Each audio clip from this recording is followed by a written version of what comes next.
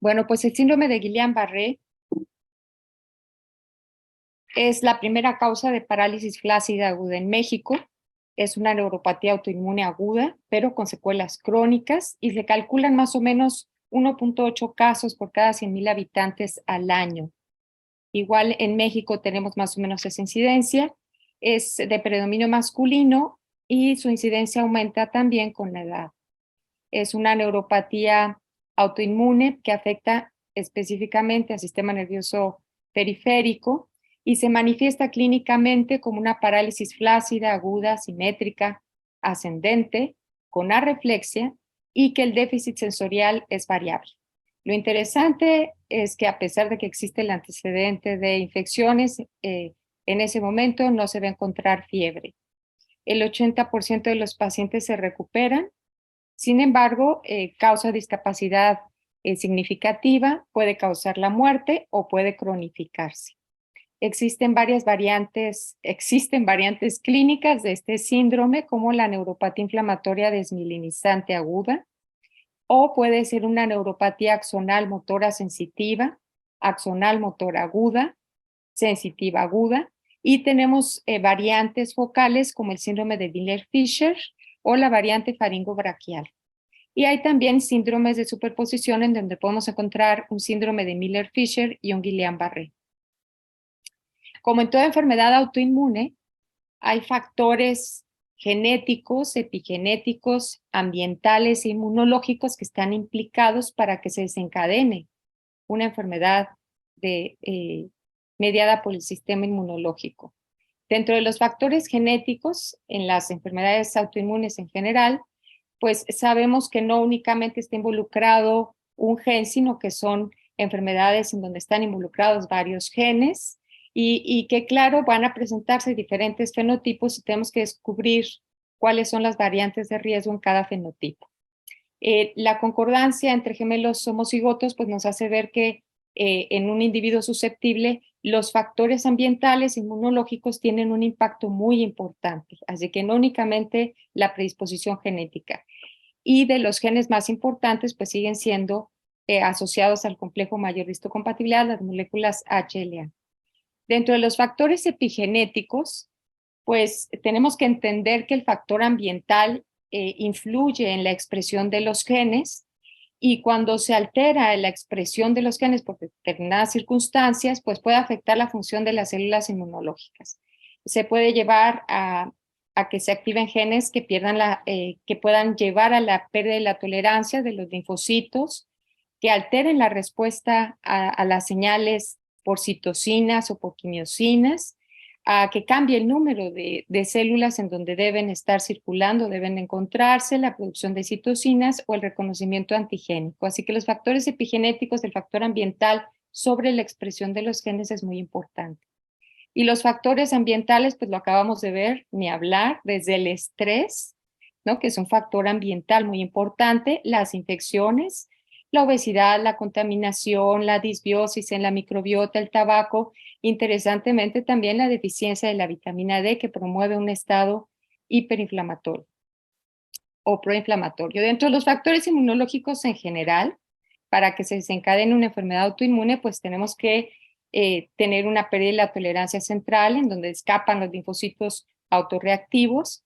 Deben también estos linfocitos autorreactivos escapar de la tolerancia periférica, y ahí tenemos factores importantes que acabamos de mencionar, como las infecciones, en donde los antígenos de los patógenos pueden mimetizarse con antígenos propios y desencadenar una enfermedad autoinmune. También los patógenos pueden expresar superantígenos, que son antígenos que pueden activar policlonalmente, indiscriminadamente a los linfocitos, y también que tienen que ver con la coestimulación de estos linfocitos autorreactivos que escaparon.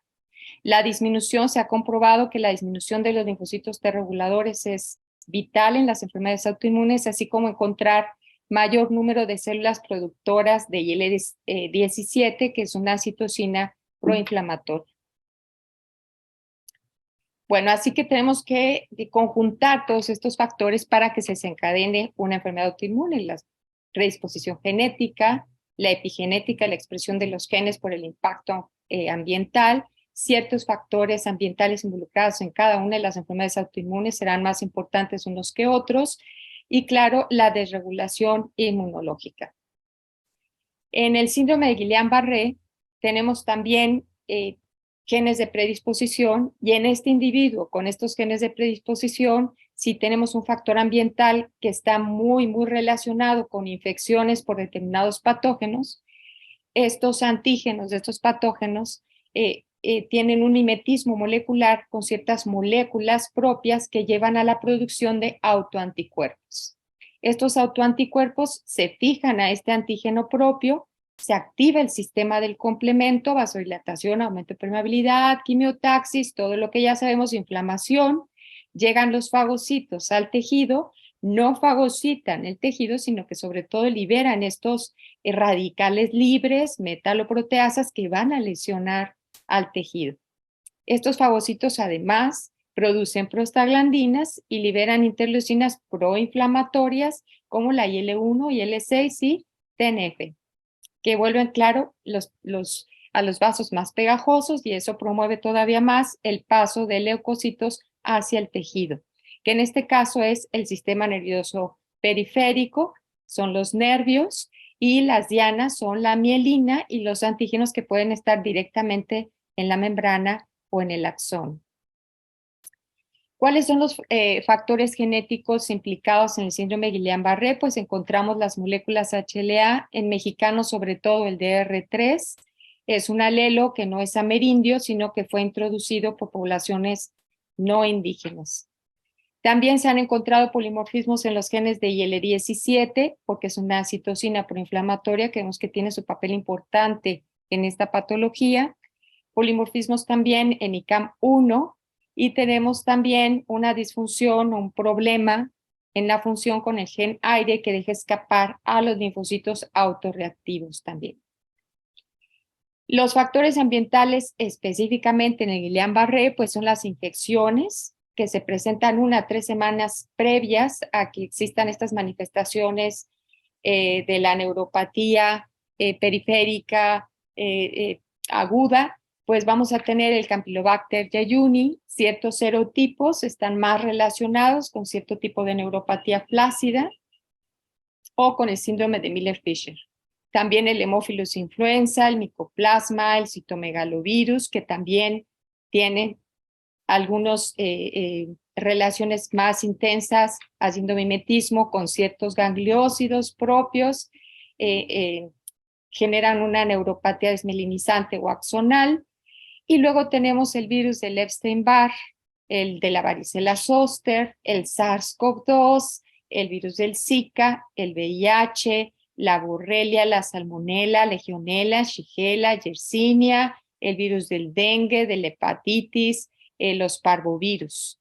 Las vacunas también se han relacionado con la presencia de este síndrome, como la del meningococo, influenza, rabia. Cirugías, cáncer y otras enfermedades autoinmunes como el lupus también están involucradas en la presencia de este síndrome. ¿Qué desregulación inmunológica podemos encontrar en esta patología? Pues he encontrado que están aumentadas las células TH1, los TH17, importantísimos porque inducen la producción de interleucina 1, interleucina 6 y TNF, citocinas proinflamatorias, y eso pues va incrementando el proceso inflamatorio. Los TH22 también están aumentados, y en modelos animales se han encontrado aumento en la concentración de estas interleucinas, la 17 y la 22, sobre todo en la etapa aguda de la enfermedad, ¿no? Es cierto que los niveles de estas citocinas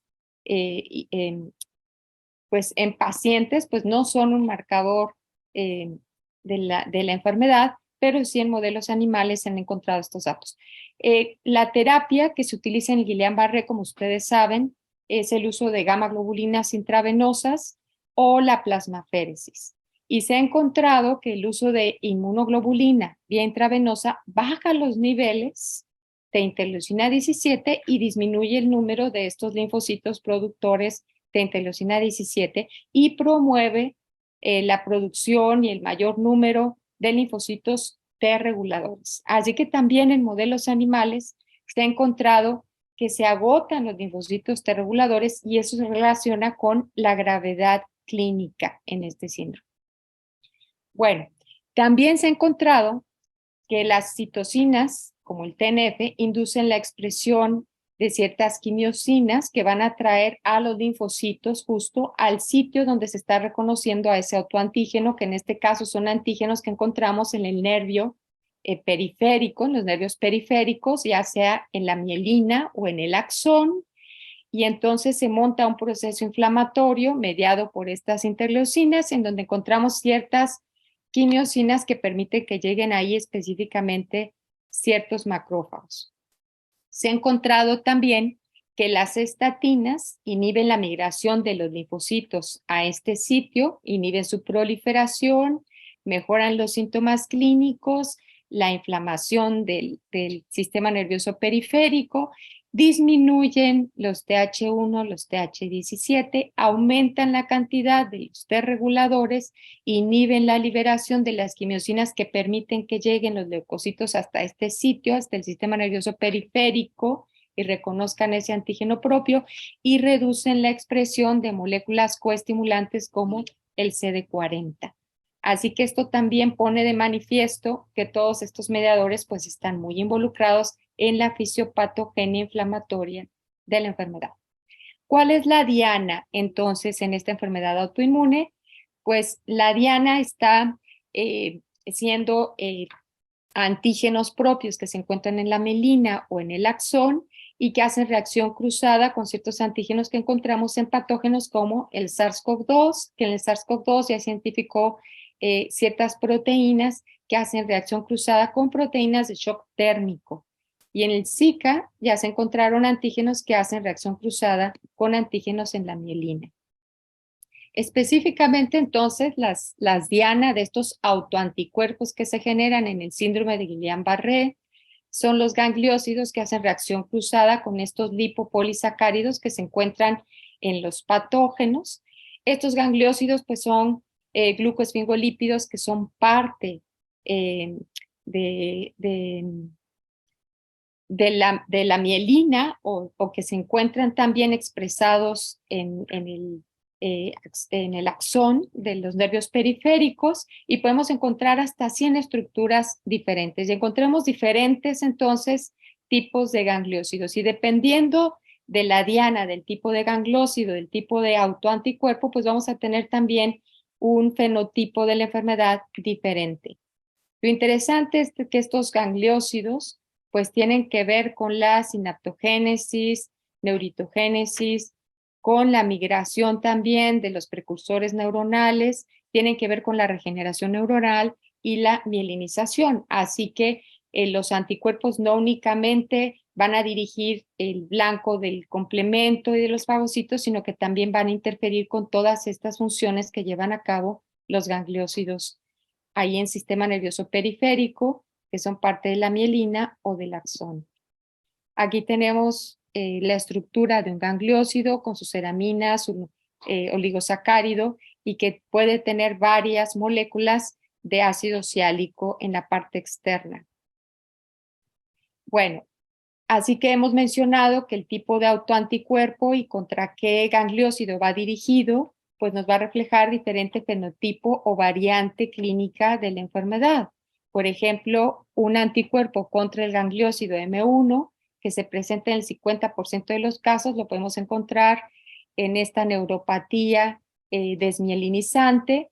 El anticuerpo contra el gangliósido D1A se encuentra sobre todo en la superficie o detecta, este gangliósido se encuentra en la mielina del paranodo de los nódulos de Rambier y en la unión neuromuscular. Si encontramos, por ejemplo, anticuerpos contra el gangliósido Q1B, pues estos se van a dirigir contra los axones que inervan, por ejemplo, los músculos extraoculares y entonces tendríamos un síndrome de Miller-Fisher con una oftalmoplegia. La presencia de estos autoanticuerpos en el síndrome de Miller-Fisher pues tiene una sensibilidad hasta del 90%. Y luego tenemos otro autoanticuerpo que también se relaciona, el anti-GT1A se relaciona con la variante faringia cervical braquial. Así que en base al antígeno, al subtipo de gangliósido que se está detectando por estos autoanticuerpos, pues también se pueden relacionar con los hallazgos neurofisiológicos y neuropatológicos. Y aquí vemos pues el tipo de gangliósido y el tipo de variante fenotípica de la enfermedad, la variante clínica que podemos encontrar. Y tenemos varios anticuerpos y las dianas que van a detectar estos autoanticuerpos. Aquí tenemos entonces que podemos encontrar varios autoanticuerpos relacionados con una misma expresión o variante clínica. Aquí están esto en modelos sobre todo experimentales. Y bueno, lo interesante es que estos autoanticuerpos que se dirigen contra estos gangliósidos que se encuentran ya sea en la mielina o en el axón, en el nódulo de Rambier, que van a activar al complemento, esta activación del complemento también va a interferir con los canales de sodio que son dependientes de voltaje y entonces eso va a hacer que la conducción sea mucho más lenta. Vamos a interferir con la conducción y por eso se da la famosa parálisis flácida.